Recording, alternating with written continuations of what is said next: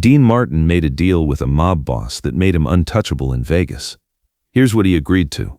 Late 1959, Las Vegas was exploding. The casinos were printing money. The shows were selling out, and Dean Martin was the biggest draw on the Strip, bigger than Elvis, bigger than Liberace. When Dean performed at the Sands, you couldn't get a ticket for love or money, which meant everyone wanted a piece of him. The first approach came in October. A guy in an expensive suit showed up at Dean's dressing room after a show. Polite, professional. "Mr. Roselli would like to meet with you. Discuss some business opportunities." Dean knew who Johnny Roselli was. Everyone in Vegas knew. Chicago outfit, connected to everything from the casinos, to the unions, to things people didn't talk about in polite company. "Tell Mr. Roselli I appreciate the interest, but I'm happy with my current arrangements." The man smiled, not a friendly smile. Mr. Roselli doesn't really take no for an answer. Then, he's going to have a new experience. The man left. Dean thought that was the end of it. It wasn't. 2 weeks later, Dean's car wouldn't start. Mechanic found sugar in the gas tank. Could have been kids, the mechanic said. But Dean knew better. A week after that, a fire broke out in a storage room at the Sands. Small fire, contained quickly. Probably faulty wiring, they said. But Dean was starting to see a pattern. Frank Sinatra pulled him aside after a show. "We need to talk." They went to Frank's suite. Frank poured 2 drinks. "You've got a problem." "I've got several problems." "Which one are we discussing?" "The Chicago problem." "They're not going to stop, Dean. You're making too much money, they want their cut." "I'm not giving them a cut. I work for my money. They want money, they can get a job." Frank shook his head. "It doesn't work that way. You perform in Vegas. You pay. That's how it's always been." "Not with me." "Dean, I'm serious. These aren't the kind of guys you say no to.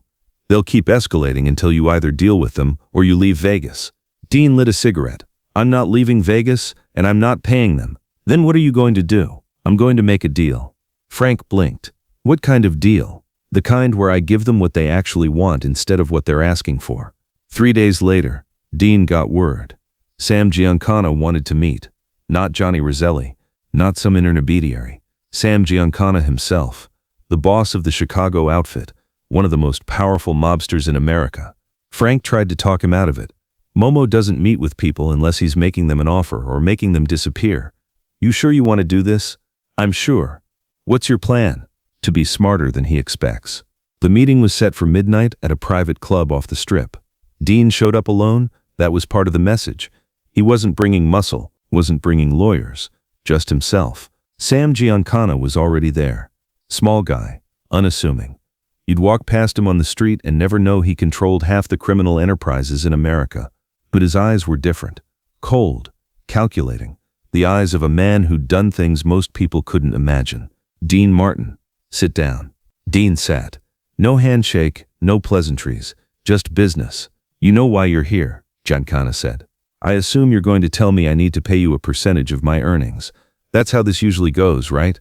Smart guy. "Yes, 20% of everything you make in Vegas. Shows, recordings done here, appearances, 20%. Dean took a drag of his cigarette. "No." The temperature in the room dropped.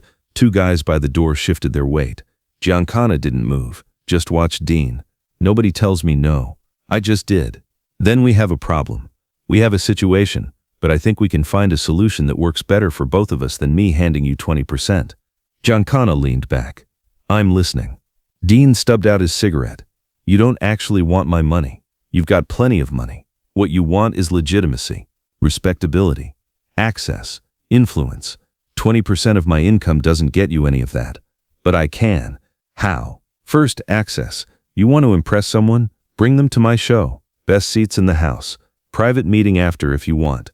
You can bring anyone, anytime. No questions asked. Makes you look powerful. Makes you look connected." Giancana's expression didn't change, but Dean could tell he was interested. "Second, legitimacy. I perform at your venues. It makes them legitimate. People don't think mob, they think entertainment, class. You want to clean up the image of a casino? Put my name on the marquee. Keep going. Third, information. I hear everything in this town. Performers, dealers, staff, they all talk. Who's having money problems? Who's cheating on their wife? Which politicians are taking bribes?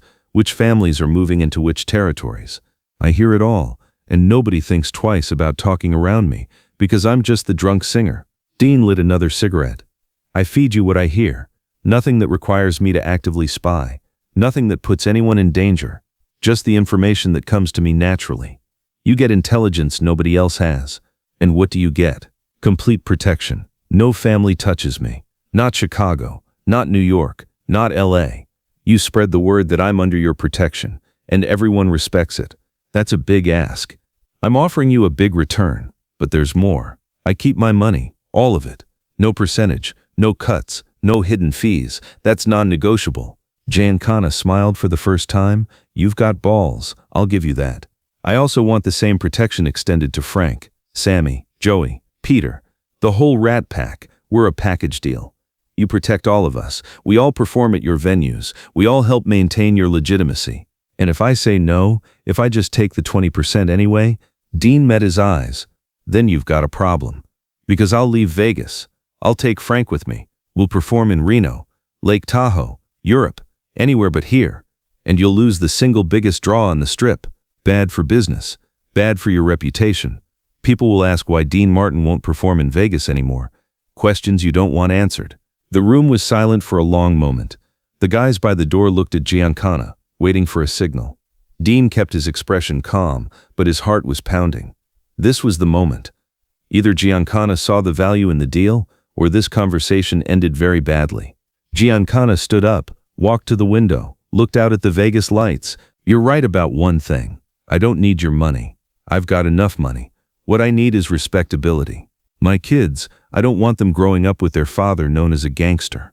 I want them to see me as a businessman, someone powerful people want to meet. He turned back to Dean. Your deal is smarter than you taking 20%.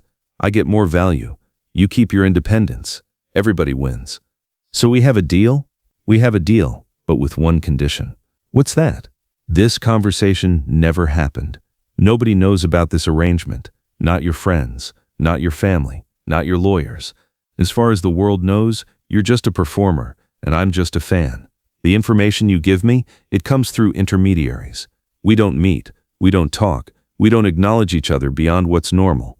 Dean nodded, agreed. And if you ever betray this deal, if you ever go to the feds, if you ever try to use it against me, the protection disappears, for you and everyone you care about. Understood. Giancana extended his hand. They shook. The deal was made. One more thing, Giancana said.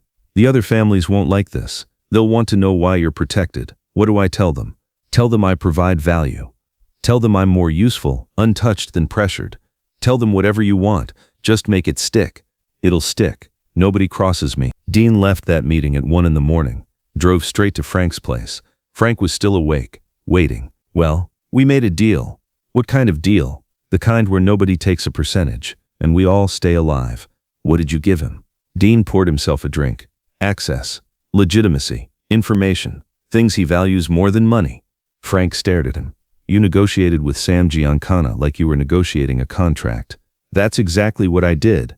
Except the penalty for breach isn't a lawsuit. It's considerably worse. Are you scared? Dean took a drink, terrified.